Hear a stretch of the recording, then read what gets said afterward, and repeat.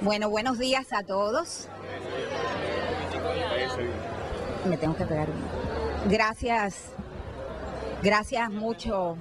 Muchas gracias a todos ustedes por la invitación que me han hecho para, junto con todos los jóvenes aquí reunidos, junto con todo el pueblo de Cuba, sumarme, como ya lo hice, a través de internet, de las redes sociales, al voto de Cuba contra el bloqueo.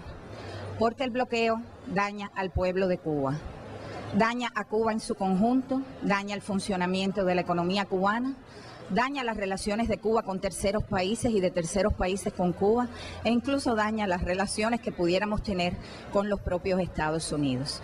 Por todo eso, vamos a votar contra el bloqueo, y aquellos que no lo han hecho, todavía hay posibilidad en la página web de Cuba contra el bloqueo. Antes de tener una conversación, porque entiendo que esto es una conversación con ustedes y que voy a recibir preguntas de ustedes, no quiero que esto sea un monólogo, yo quisiera que me permitieran hacer unas breves reflexiones introductorias, no voy a hacer muy larga en mi presentación, teniendo en cuenta que solo hace 3 días hubo anuncios en los Estados Unidos referidos a Cuba. Hubo 2 anuncios. Uno, el primero, una directiva presidencial de política, cuyo título es Normalización de Relaciones de los Estados Unidos con Cuba. Y el segundo anuncio fue un 5º paquete de medidas para modificar la aplicación de algunos aspectos del bloqueo. Sobre esto se ha venido hablando desde el viernes pasado por parte de nosotros en la Cancillería, a través de la prensa cubana, en los sitios digitales como Cuba Debate, pero yo considero que es importante, ya que hemos tenido un poquito más de tiempo durante el fin de semana para meditar, porque estas medidas fueron anunciadas solo el 14 de octubre, el viernes pasado, de compartir con ustedes algunas reflexiones y algunas conclusiones preliminares a las que hemos llegado luego del estudio y el análisis de estos 2 anuncios. En primer lugar, yo quisiera compartir con ustedes algunas ideas en relación con la directiva presidencial de política sobre Cuba. Es la primera directiva sobre Cuba que aprueba y emite el presidente Obama, que como ustedes saben ya está a punto de dejar el gobierno 20 meses, exactamente el 20 de enero, cuando asumirá la dirección de ese país un nuevo gobierno que resulte de las elecciones que tendrán lugar el 8 de noviembre, o sea, muy pronto. Como ya yo dije a algunos medios de prensa que convocamos con rapidez al MINREX el viernes pasado para dar nuestra primera reacción al anuncio de esta directiva, y lo reitero hoy, nosotros consideramos que este documento es un paso significativo en el proceso hacia el levantamiento del bloqueo y hacia la mejoría de las relaciones con Cuba. Es la segunda vez que un presidente de Estados Unidos emite una directriz dando indicaciones a las distintas ramas del gobierno federal de Estados Unidos para iniciar y conducir un proceso hacia la normalización de las relaciones con Cuba. El primero en hacerlo fue el presidente Carter en el año 77. Aquí tengo copia del documento original. Esta fue su directiva indicando una normalización de las relaciones con Cuba. Fue un documento secreto hasta el año 2002, cuando él pidió a su biblioteca desclasificarlo y lo trajo a Cuba y lo entregó a nosotros como parte de la visita que realizó a nuestro país en aquel momento. Fue una directiva sencilla, breve, apenas una cuartilla y media, y como ustedes sabrán por lo que pasó en la historia de las relaciones con Cuba, que se vino a menos y no fue posible en su periodo presidencial avanzar hacia la normalización de las relaciones. Ahora el presidente Obama ha emitido un documento un poco más extenso. Su traducción al español tiene 15 cuartillas, o sea, es un documento un poco más extenso y sobre el cual yo quiero dar mis apreciaciones. Este documento emitido por Obama establece una guía una guía para conducir un proceso que hacia el futuro deberá o debería conducir hacia la normalización de las relaciones. Pero hay que tener en cuenta que en este documento lo que se refleja se hace desde la óptica y desde la visión del gobierno de los Estados Unidos. Y por tanto el documento en sí mismo no puede despojarse de una visión injerencista que históricamente ha marcado la proyección de los Estados Unidos hacia Cuba. Yo quisiera hacer una breve disección sobre su contenido y para ello me voy a referir inicialmente a lo que nosotros consideramos son algunos elementos favorables que aparecen en el contenido de esta directiva. Primero, es un esfuerzo, hay que reconocerlo, para tratar de asegurar en el futuro la continuidad de la política actual que comenzó el 17 de diciembre de 2014, pero solo en caso de que un futuro presidente de los Estados Unidos decida seguir ese curso. En tanto, es una directiva de esta presidencia y que no hay obligación para los futuros gobiernos de Estados Unidos seguirla al pie de la letra. A lo mejor algunos lo hacen, a lo mejor otros no, a lo mejor en parte, a lo mejor sencillamente la revocan y emiten una directiva totalmente diferente. Pero bueno, hay que reconocer que es un paso en el sentido de dejar una guía que pueda servir para el escenario en que un futuro presidente de ese país quiera dar continuidad. Este documento, y nosotros creemos que por primera vez, según lo que hemos estudiado a lo largo de muchos años, este documento por primera vez en un documento oficial del gobierno de los Estados Unidos aparece el reconocimiento a la independencia, la soberanía y la autodeterminación de Cuba, que nosotros, desde que restablecimos las relaciones con ese país, consideramos que deben ser y deben continuar siendo los principios esenciales sobre los cuales se desarrollen nuestros vínculos de cara al futuro. Y también hay un reconocimiento en esta directiva, también por primera vez, a la legitimidad del gobierno cubano. Hay que entender que la política de Estados Unidos durante más de 55 años pasó en su centro, en todas sus aristas, por no reconocer en lo absoluto al gobierno de Cuba como un interlocutor legítimo.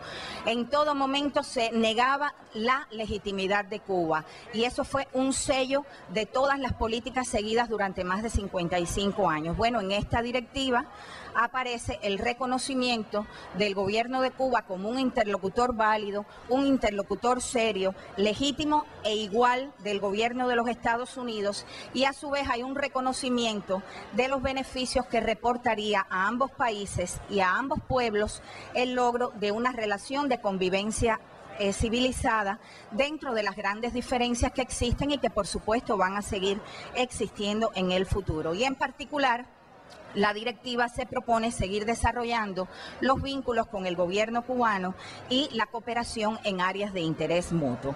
Y reitera algo que el presidente Obama ha dicho en otras ocasiones, que el bloqueo es obsoleto y debe ser levantado.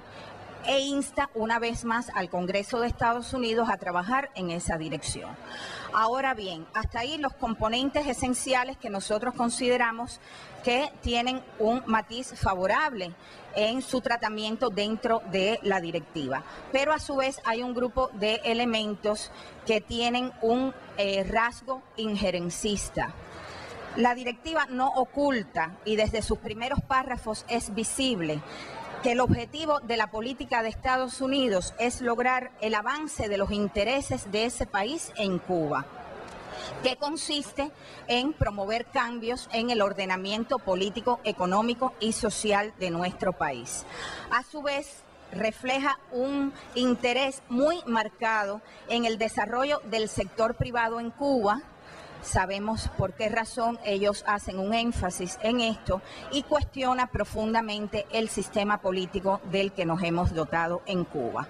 No renuncia, de hecho, reconoce que seguirán siendo utilizados en el futuro al uso de viejos instrumentos de la política del pasado, de la política de hostilidad hacia Cuba, y menciona en particular que continuarán las transmisiones ilegales de radio y televisión contra Cuba, que seguirán los programas que ellos llaman dirigidos a promover la democracia en Cuba y que son programas de corte subversivo que se proponen promover cambios en nuestro país, y se mantiene la intención de involucrar, en la ejecución de estos programas a una gama amplia de la sociedad cubana. Y por último, algo que es muy importante, no es lo último que se dice, pero es la última reflexión que hago con ustedes, expresa claramente que Estados Unidos no tiene la intención de modificar el tratado que dio lugar a la ocupación de una porción del territorio cubano por la base naval en Guantánamo. En resumen, como elementos conclusivos del análisis que hemos hecho sobre la Directiva Presidencial de Política para la Normalización de las Relaciones con Cuba, establece una nueva política a partir del reconocimiento de que la anterior fracasó. ¿Pero en qué fracasó? Bueno, se plantea claramente que en lo que fracasó fue en el logro de cambios en Cuba que respondan a los intereses de Estados Unidos. Por tanto, hay un cambio en la política, se confirma que hay un cambio en la política, pero no en el objetivo estratégico que seguirá persiguiendo la política, que es promover cambios dentro de nuestro país. Para ello se recurre a viejos métodos, los del pasado, que ya les mencioné. O sea, se va a continuar apoyando esa política en instrumentos como los programas subversivos, las transmisiones ilegales de radio y televisión, las restricciones del bloqueo que pudieran eliminarse por decisión ejecutiva y no se hace en toda la magnitud de las capacidades ejecutivas del presidente, y a su vez se mezclan, se combinan estos instrumentos del pasado con nuevos métodos acordes a la nueva realidad bilateral, que son los intercambios de todo tipo entre Cuba y Estados Unidos, el comercio limitado de acuerdo a las mínimas restricciones que se han levantado hasta ahora, el diálogo y la cooperación con el gobierno de Cuba en temas de interés mutuo. Se reitera el llamado al Congreso a que levante el bloqueo, alegando que es una carga pesada y obsoleta sobre el pueblo de Cuba, pero a la vez se dice claramente que es importante que se levante el bloqueo porque el bloqueo constituye un impedimento para que Estados Unidos pueda avanzar sus intereses dentro de Cuba. Se reconoce, como ya les dije, la autodeterminación y la independencia de Cuba, la legitimidad del gobierno cubano. Se llega a afirmar que Estados Unidos no pretende imponer un nuevo modelo en nuestro país y que corresponde al pueblo de Cuba tomar sus propias decisiones. Sin embargo, a la par, no abandona esta directiva su proyección injerencista y su comportamiento habitual de querer inmiscuirse en los asuntos internos de nuestro país. En síntesis, la directiva contiene en sí misma concepciones y propósitos que se contraponen al objetivo declarado de normalizar las relaciones con Cuba. Nosotros queremos en esta ocasión reiterar una vez más que la voluntad del gobierno de Cuba es desarrollar relaciones respetuosas y de cooperación con los Estados Unidos, pero esto tiene que ser sobre bases de plena igualdad y reciprocidad, respeto absoluto a la independencia y la soberanía de Cuba y sin injerencias de ningún tipo. Y ya más acorde con el tema que vamos a abordar hoy, que es el del bloqueo, coincidiendo con la Directiva Presidencial de Política, el pasado viernes 14 se anunció también un nuevo paquete de medidas por parte de los departamentos del Tesoro y Comercio de los Estados Unidos para modificar la aplicación de algunos aspectos del bloqueo. Estas medidas entran en vigor a partir de hoy. Las medidas, como ya dijimos el viernes pasado en declaraciones preliminares a la prensa, son positivas, pero tienen un alcance muy limitado. Hay que ver su contenido para darse inmediatamente cuenta de eso. En su mayoría están dirigidas a ampliar transacciones que ya habían sido aprobadas con anterioridad y que en general ha sido muy trabajoso implementar, llevar a la práctica, como resultado de que se mantienen todavía en vigor un grupo de restricciones que no permiten avanzar en su aplicación. A manera de síntesis de estas regulaciones, las limitaciones fundamentales que nosotros apreciamos, en primer lugar, no se permiten las inversiones en Cuba. Y esto es algo que el presidente Obama pudiera autorizar. Recordemos que en enero de 2015 y en sucesivos paquetes de medidas, el presidente Obama aprobó y autorizó las inversiones en Cuba en la esfera de las telecomunicaciones, lo cual demuestra que sí se puede, como dice el propio eslogan del presidente Obama. Sin embargo, no se ha querido hasta ahora usar esas prerrogativas que él tiene para permitir que las inversiones de compañías norteamericanas en Cuba puedan hacerse en otros muchos sectores de nuestra economía y no solamente en las telecomunicaciones. No hay una expansión de las exportaciones de Estados Unidos a Cuba, más allá de las muy limitadas ventas que fueron aprobadas en paquetes anteriores y que excluyen que esos productos de Estados Unidos puedan estar destinados a las ramas esenciales de la economía cubana. Para que tengan una idea, no se permiten las exportaciones de Estados Unidos a Cuba ni para el turismo, ni para la producción energética, ni para la perforación, exploración petrolera, ni para la industria minera. Como ustedes ven, algunas de las más importantes ramas de nuestra economía. Se mantienen en sentido general todas las prohibiciones para las importaciones de productos cubanos en Estados Unidos. Hay una única excepción que se ha aprobado en este último paquete de medidas del viernes pasado. Finalmente, después de, yo creo que muchos reclamos de algunas compañías estadounidenses muy interesadas, que es la posibilidad en lo adelante de que productos farmacéuticos cubanos puedan ser exportados a Estados Unidos. Es la única excepción que se hace para productos que son producidos por la empresa estatal cubana. O sea, la empresa estatal cubana en general tiene prohibido exportar a Estados Unidos. La única excepción ahora son los productos farmacéuticos. Bienvenida la noticia. Por supuesto, habrá que esperar que la Agencia de Alimentos y Medicamentos de Estados Unidos certifique esos productos cubanos para que se pueda concretar y materializar su comercialización y distribución en Estados Unidos, pero de nuevo consideramos que esta sí es una medida positiva. Llamo la atención, que es muy curioso, que cuando se anunció este paquete de medidas el viernes pasado le dio la vuelta al mundo una noticia. Los norteamericanos que visiten Cuba en lo adelante podrán comprar tabaco y ron sin límites y llevarlo para Estados Unidos para su uso personal. Esto le ha dado la vuelta al mundo. Bienvenidos los norteamericanos que ya podrán, a mí me parece que se pone fin a una prohibición ridícula que permitía a los estadounidenses cuando vinieran a Cuba solamente comprar un disco de música, un libro, una obra de arte. Sin embargo, no les permitía adquirir ni ron, ni tabaco, ni café, ni muchos otros productos cubanos que pueden ser de su interés.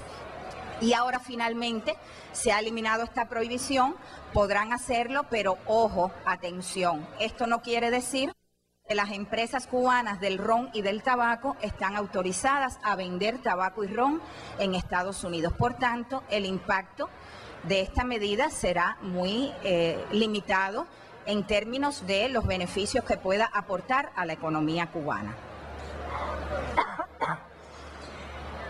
Por otro lado, no se anunciaron nuevas medidas en el área financiera. Como ustedes saben, sigue siendo muy restringido el espacio de maniobra de Cuba en el sector financiero para sus relaciones con Estados Unidos, a pesar de que se autorizó el uso del dólar en las transacciones internacionales de Cuba en marzo pasado.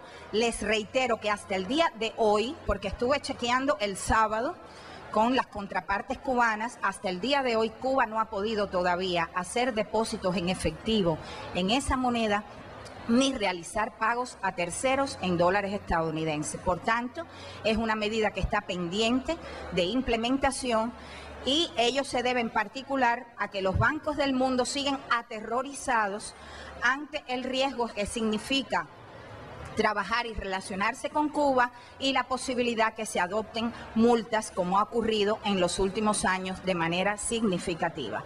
Y se ha mantenido sin cambio la prohibición para que Cuba pueda abrir cuentas corresponsales en instituciones bancarias norteamericanas.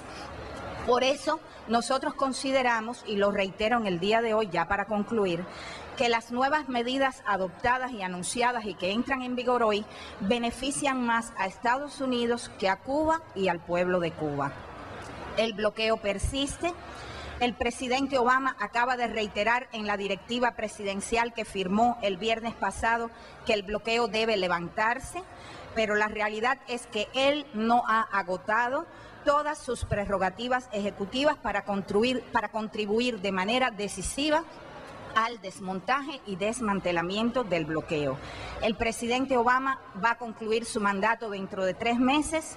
Él se va, pero el bloqueo se queda.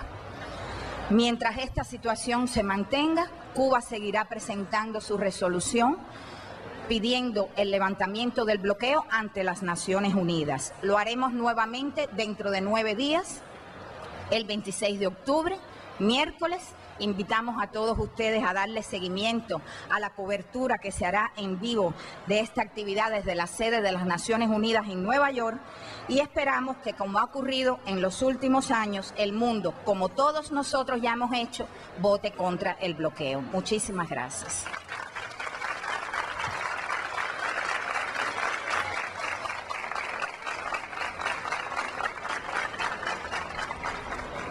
Bueno, ahora yo los invito porque les dije, les prometí, creo que lo cumplí, que iba a hablar bastante breve para un tema tan complejo que tiene mucha tela por donde cortar, pero dijimos al principio que esto era una conversación, así que me encantaría, de verdad, que me hagan cualquier pregunta, la que sea,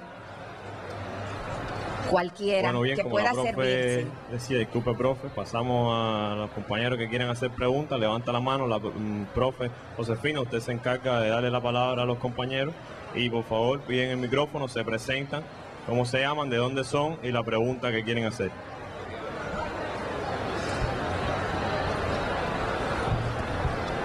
Sí, buenos días, mi nombre es Rachel, pertenezco al Instituto Superior de Relaciones Internacionales.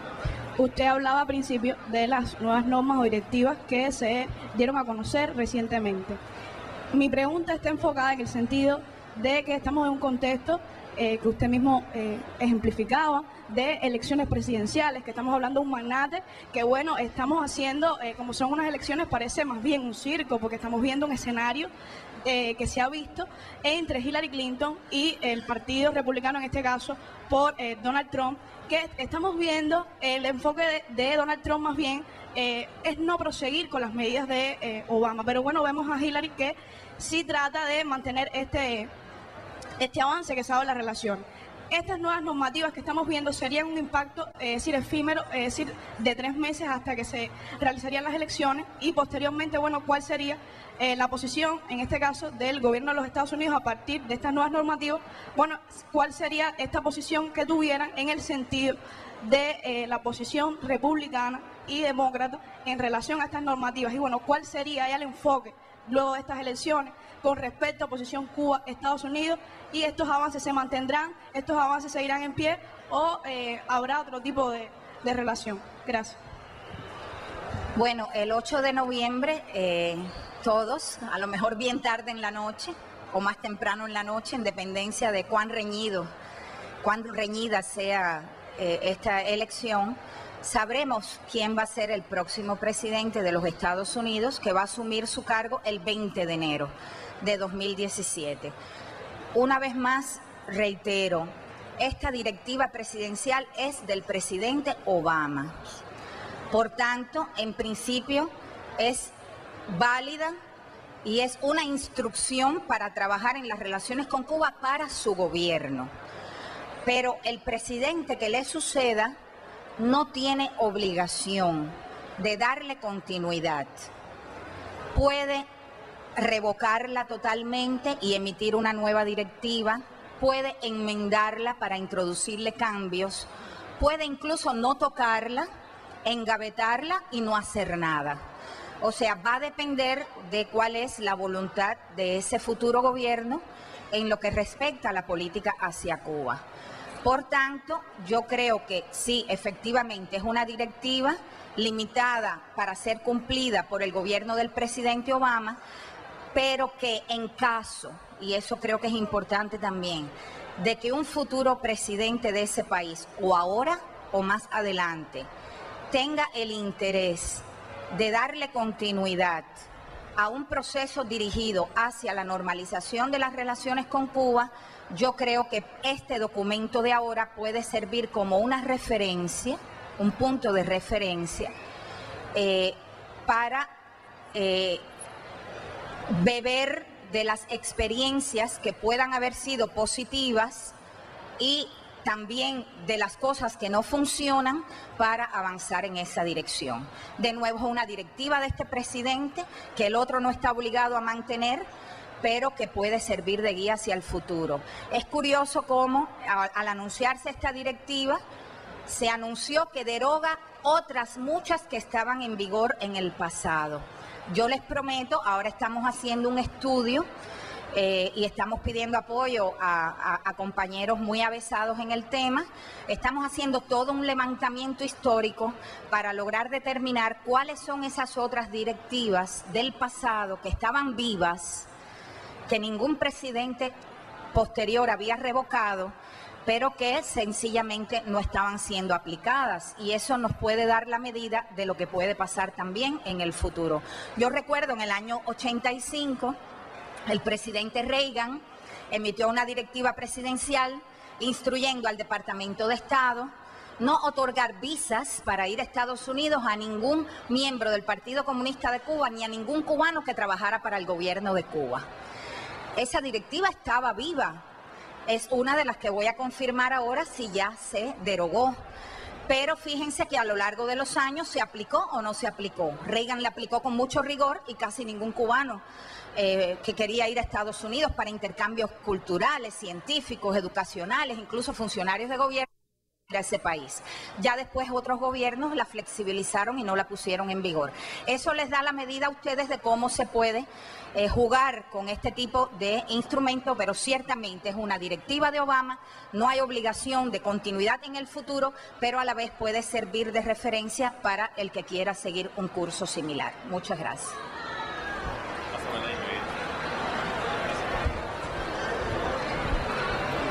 Buenos días, mi nombre es Jorge Cepa, soy de la Facultad de Geografía de aquí de la Universidad de La Habana. Mi pregunta va encaminada a que ya se acerca próximamente la votación el día 26 de octubre. Entonces quisiera conocer cómo es el clima en Naciones Unidas en estos momentos de las naciones, y principalmente si se conoce algo sobre la posición del Estado de Israel que va a adoptar este año. Nuevamente. Bueno, la posición de los países, sobre todo el país que pregunta, la vamos a saber el día de la votación. Pero yo lo que sí quiero decirles es que, como ustedes saben, en junio, aunque Cuba hizo la presentación oficial aquí en La Habana por parte de nuestro ministro, el gobierno de Cuba entregó a las Naciones Unidas el informe de Cuba sobre cómo se ha continuado aplicando el bloqueo contra nuestro país. Muchísimas naciones del mundo y organismos de las Naciones Unidas también presentaron al secretario general de la ONU sus propios informes para explicar cómo esos países o esos organismos también han sido impactados por la aplicación colateral extraterritorial del bloqueo. Por tanto, nuestra misión en Naciones Unidas se ha mantenido muy activa, informando permanentemente a todas las representaciones ante esa organización sobre las últimas manifestaciones del bloqueo que hasta muy recientemente se siguen presentando. La semana pasada, recuerdo, tuvimos una información sobre cómo una entidad se negó a transferir el pago de la cuota de Cuba a la Unión Interparlamentaria. Todavía desde hace meses Cuba no ha podido pagar su cuota y está en mora a la Asociación de Estados del Caribe porque hay bancos internacionales que se han negado a hacer estas transferencias, incluso para las Naciones Unidas e incluso en otras monedas que no son el dólar, como expresión de que el bloqueo sigue vivo y sigue afectando a Cuba. Por tanto, nosotros esperamos de nuevo, no podemos anticipar el voto, lo veremos el 26 de octubre, pero esperamos de nuevo que la comunidad internacional se ponga del lado de Cuba y pida el fin del bloqueo. Gracias. Bueno, buenos días. Gracie del IRRI.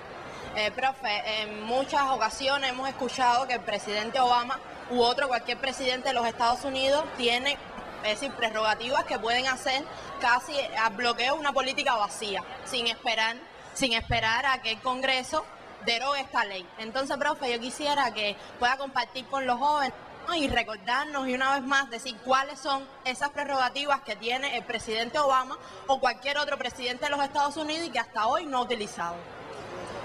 Gracias. Bueno, como ustedes conocerán ya, por los años que llevamos abordando este tema, el bloqueo empezó siendo una decisión ejecutiva del presidente Kennedy, que emitió una directiva estableciendo originalmente, como ellos llamaban en su lenguaje, el embargo al comercio con Cuba. O sea, lo primero que se cortó fue el comercio con Cuba y después se le fueron añadiendo los otros elementos en términos de relaciones financieras, servicios, hasta derivar en lo que es hoy el bloqueo, que es un amasijo de regulaciones que impiden prácticamente cualquier tipo de relación normal en la esfera económica, comercial y financiera entre Cuba y Estados Unidos. En el año 96, en medio de un forcejeo entre los sectores que se oponían al levantamiento del bloqueo y otros que estaban presionando a favor de la eliminación de esta política, y como resultado de situaciones de tensión en las relaciones bilaterales y de la decisión del gobierno de el bloqueo a Cuba, se aprobó y el presidente Clinton firmó la ley Helms-Burton, año 96, se firmó en el mes de marzo. La ley Helms-Burton introdujo un cambio importante en el bloqueo. ¿En qué sentido? Le retiró al presidente en lo adelante la potestad para, mediante una firma, decir el bloqueo se acabó. O sea, hasta ese momento cualquier presidente de Estados Unidos podía haberle puesto fin al bloqueo. A partir de ahora, esa es una potestad que se le ha retirado al presidente y que ha pasado al Congreso. Por tanto, en primer lugar, para que el bloqueo algún día termine totalmente, es el Congreso de Estados Unidos el que va a votar. Y se imaginarán ustedes cuán complejo es el proceso de votación dentro del Congreso, donde hay 435 representantes en la Cámara y 100 senadores. Pero es un trabajo en el que muchas personas ya están inmersas y más temprano que tarde, yo pienso que finalmente el muro del bloqueo se va a derribar. Ahora bien, muy importante, como mismo la ley Helms-Burton dice que se le retiran al presidente sus prerrogativas para él por sí mismo de un plumazo poner fin al bloqueo, inmediatamente en un párrafo más abajo, esa ley dice que esto no elimina las prerrogativas del presidente para, mediante licencias, aprobar determinadas transacciones con Cuba. Por tanto, el presidente sí conserva a la vez otras prerrogativas que le permiten, como yo digo en un lenguaje sencillo, quitarle ladrillos al muro del bloqueo. De hecho, Clinton lo hizo. 2 años después de aprobada la ley Helms-Burton, Clinton por primera vez permitió de nuevo, después de unos vaivenes, abrir un poco los viajes de los estadounidenses a Cuba, las visitas familiares de los cubanos residentes, el envío de algunas remesas, algunos intercambios de estos que ellos denominan pueblo a pueblo, intercambios educacionales. Clinton lo hizo y nadie lo objetó porque en la ley se reconoce que esa es su prerrogativa. Y Obama lo ha venido haciendo de manera muy preliminar, muy sencilla al inicio de su mandato, cuando permitió de nuevo las visitas familiares a Cuba, el envío de remesas, y de una manera más seguida desde el 2015 para acá, como ya les dije, ha emitido 5 paquetes de medidas. Y Obama puede hacer más. Obama no ha agotado sus prerrogativas. Yo les voy a resumir a continuación cuáles son las cosas que Obama no puede cambiar, porque están escritas en piedra por distintas leyes del bloqueo a Cuba. Recuérdense que el bloqueo no es una ley, son muchas. En primer lugar, ya les dije, Obama no puede él por sí mismo poner fin al bloqueo, le toca al Congreso. En segundo lugar, en el año 96, cuando se aprobó la ley Helms-Burton, esa ley establece que el presidente no puede permitir que se realice ninguna transacción con propiedades estadounidenses que fueron nacionalizadas en Cuba. Por ejemplo, un ejemplo hipotético, pero que puede ser muy real. Si mañana se permitiera a alguna empresa estadounidense invertir en Cuba, Obama no podría, o el otro presidente que sea, u otro presidente no podría, porque la ley Helms-Burton lo prohíbe, permitir que esa inversión se haga en una fábrica que antes del año 60 perteneció a una empresa estadounidense que fue nacionalizada. Eso está prohibido por ley. En tercer lugar, que subsidiarias de empresas de Estados Unidos en terceros países comercien con Cuba. El presidente no puede cambiar esto. Por ejemplo, si mañana una filial de la compañía General Electric quisiera venderle a Cuba paneles solares, de acuerdo con las regulaciones de Obama, para ello se necesita financiamiento, por supuesto. Que es algo que está pendiente también, aunque está aprobado, no ha aparecido ningún banco que quiera dar financiamiento. Pero si una filial de la compañía General Electric en México quisiera venderle a Cuba paneles solares, no lo pudiera hacer. Lo tendría que hacer la matriz de la General Electric en los Estados Unidos, lo que establece hay una contradicción ahí. O sea, la filial sí puede, la matriz sí puede, pero su filial en otros países no. Eso está prohibido por la ley Torricelli y no fue por gusto que se hizo esto.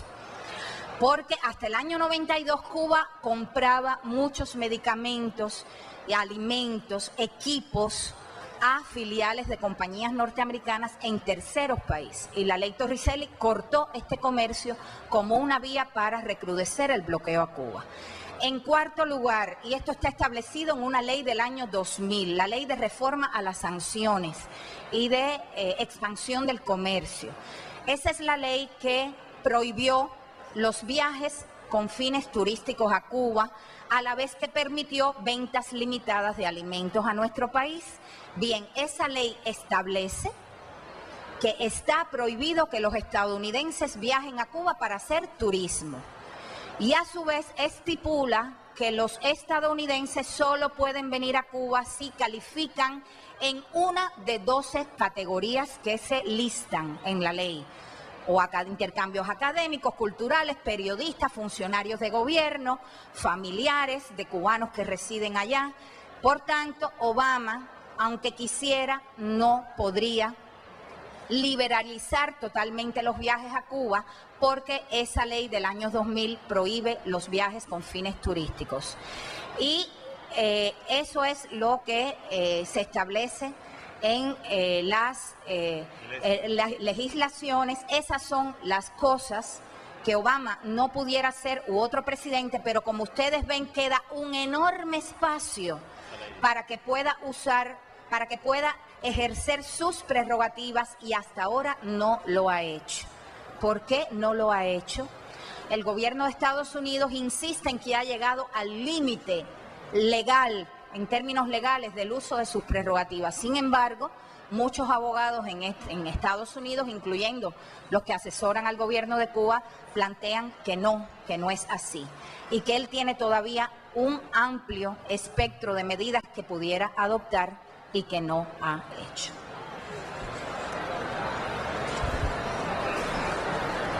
Bueno, yo soy Nilexi, soy de la Facultad de Derecho de acá de la Universidad de La Habana y formo parte del Modelo Naciones Unidas de La Habana. En primer orden, quisiera agradecer a nombre de todos los que estamos aquí que haya tenido la oportunidad de compartir con nosotros este espacio informal en que nos ha aclarado ciertas dudas sobre el tema del bloqueo.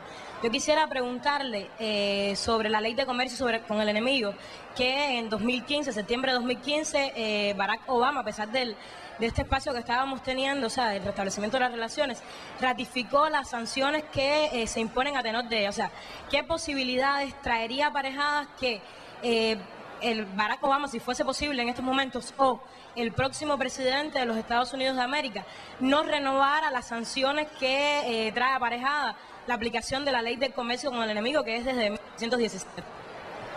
Como me pregunta una estudiante de Derecho, y con perdón de los demás que no estudian Derecho, pero me ha dado pie, esto tiene una explicación complicada. Miren, yo siempre digo que la madre de las leyes del bloqueo es la Ley de Comercio con el Enemigo, que se remonta al año 1917, se pueden imaginar. Una ley para no comerciar con los enemigos de Estados Unidos en la Primera Guerra Mundial. Pero esta es la ley que permitió a sucesivos presidentes de Estados Unidos, sobre la base de considerar que había una situación de emergencia nacional, imponer sanciones. Esta es la ley que usaron en los años 50 para imponer sanciones a Corea del Norte. Esta es la ley que después utilizaron para imponer sanciones a Cuba, también a Vietnam.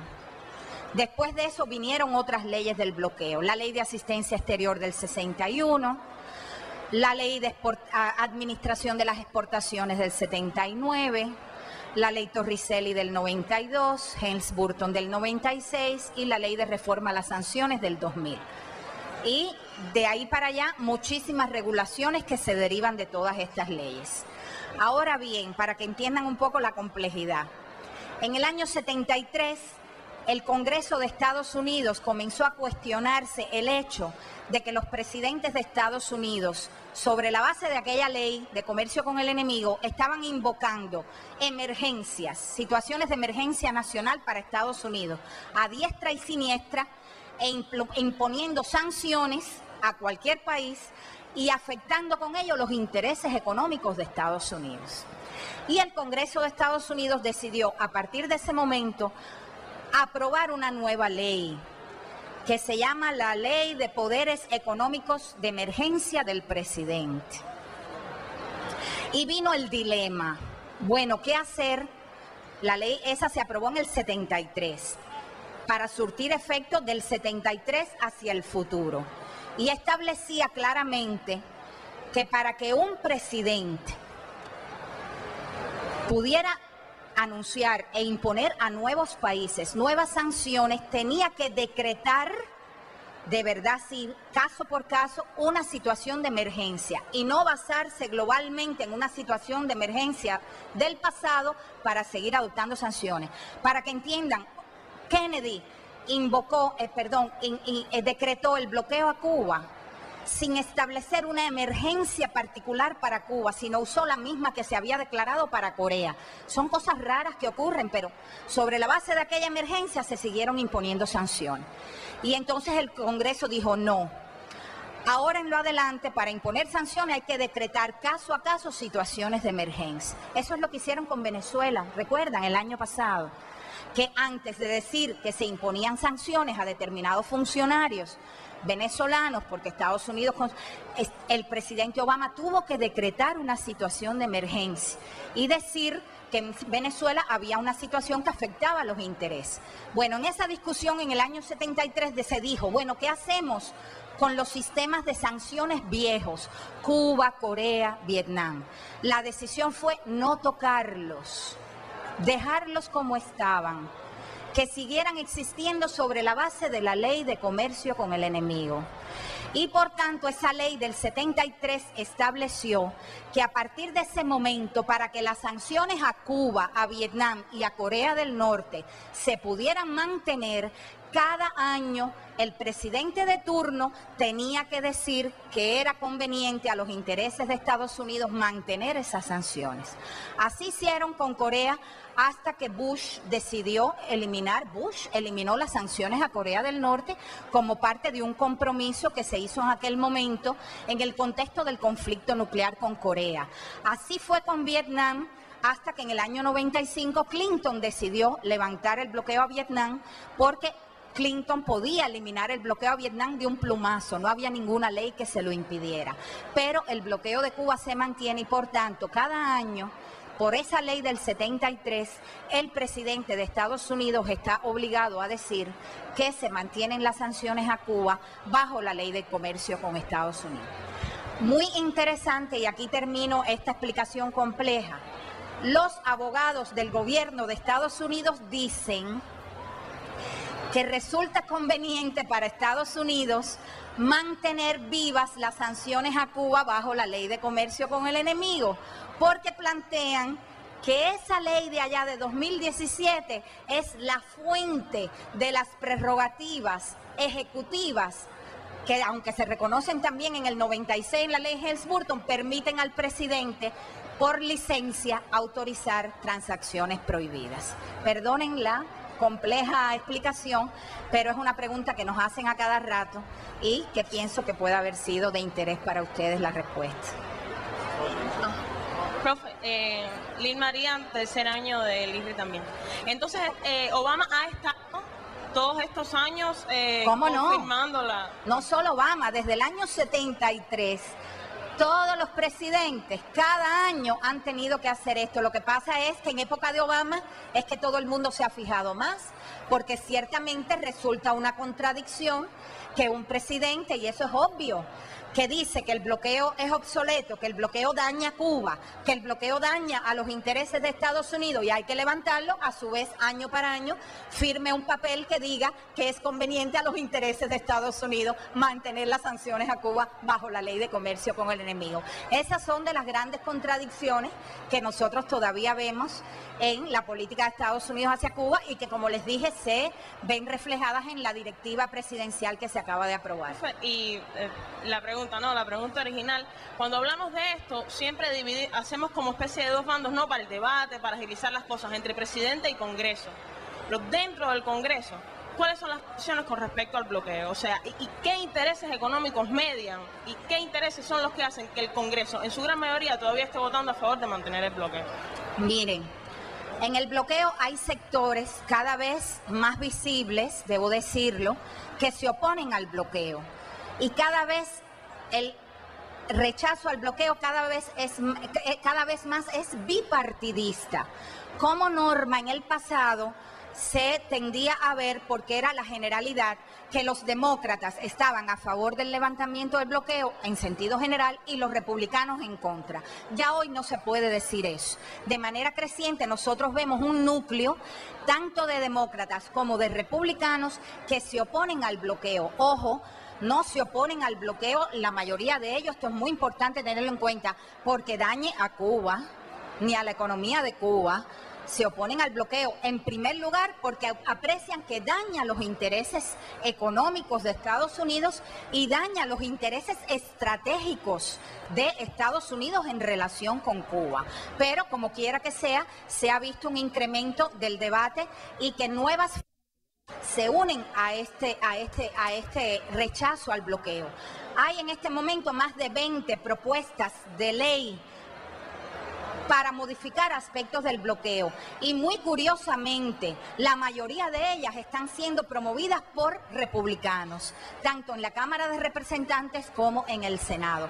Pero en el Congreso es muy compleja la situación. Para que una ley pueda ser sometida a debate, no basta con que haya una masa crítica apoyando ese proyecto de ley. Se requiere que el liderazgo del partido que está en control de esa Cámara o en el Senado o en la Cámara de Representantes permita que se ponga en la agenda de discusión del Congreso la votación de una ley.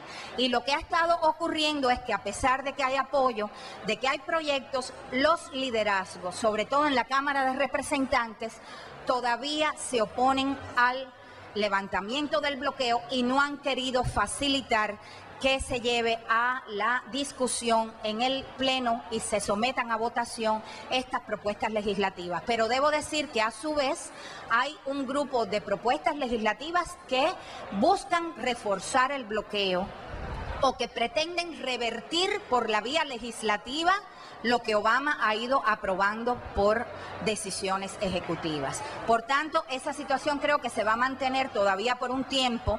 Hay elecciones ahora al Congreso y creo que vamos a tener que esperar al año que viene a ver cómo avanza este debate. Creo que la lluvia está poniendo fin al tiempo que teníamos previsto para este intercambio. ¿Hay alguna otra pregunta?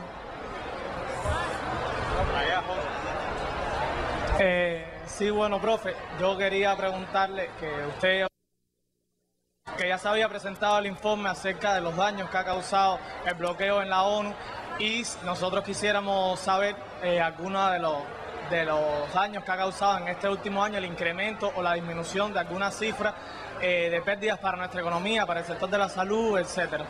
Bueno, en el informe de Cuba sobre el bloqueo hay muchísimas cifras, no te las puedo decir de memoria.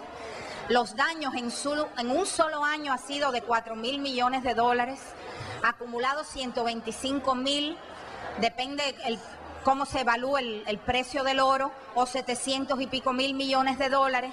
Hay muchísimos ejemplos de daños a la salud pública, a la esfera de la alimentación, al transporte, a las investigaciones, a la biotecnología. En fin, revisen el informe para que vean ahí muchísimos datos que van a ser de interés y que demuestran que el bloqueo daña toda la economía y a todos los sectores de nuestra sociedad. Creo que tenemos que terminar. Muchísimas gracias a todos. Hasta luego.